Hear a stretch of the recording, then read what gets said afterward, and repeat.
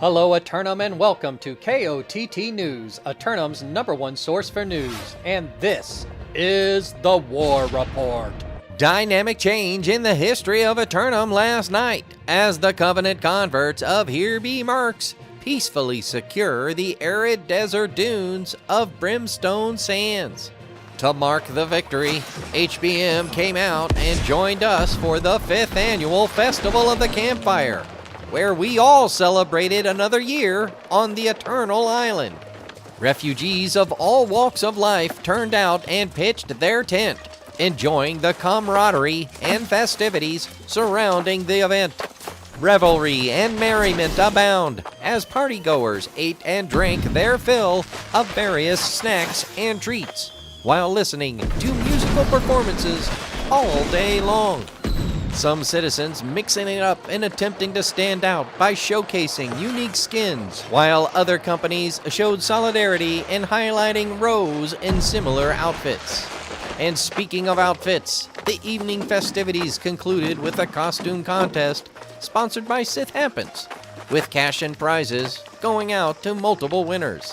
KOTT News would like to thank everyone for participating in this year's anniversary event and look forward to another exciting year with each of you upcoming on the island.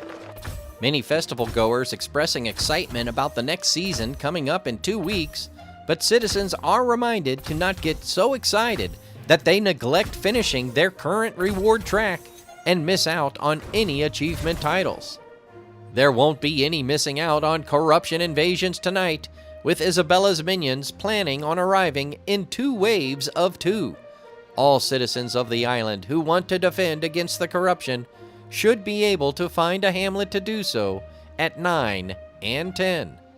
Open world combat picking up again as returning refugees to the island continue to warm up in anticipation of the upcoming seasonal update. So be sure to get out there and get active, and maybe you too can achieve Great House status. 3 more roster submissions for Simulated Fantasy Combat Resolution tonight, brought to you by LARPCO. Remember, if it isn't LARPCO, it's cardboard! With special thanks to the Craft Services crew. If you would like to support KOTT News, Patreon is currently the best way. Tonight, the Syndicate members of Zombie Spider attack the Marauders of Exidium X for control of the rain-drenched mountain region of Morningdale. This newest group of scholars to organize and enter the history books by winning a pre-qualifier exercise the unusual tactic of declaring 2 simultaneous offenses. Exidium X, with only 1 fight to focus on tonight, will have all of their army available to tend with this unknown opposition at the fort down by the river. Meanwhile, the Syndicate members of Zombie Spider assail the Zealots of the USPS for control of the resort destination of Ebonscale Reach. In their other offensive front of the evening, Zombie Spider put USPS on alert, but is putting 2 of the island's great houses on edge, really part of their long-term strategy. The USPS may not be advanced strategists like the Syndicate, but they know enough to make sure as many of their apostles as possible will be ready to deliver a solid defense. Also, the Syndicate members of Tropical assault the Marauders of Dehydrated Dominion for control of the primary oil reserves of Weaver's Fen. Tropical return to the high grounds of the Peat Moss Bog, intent on resecuring the eastern trade route Hubtown before the season begins to fall.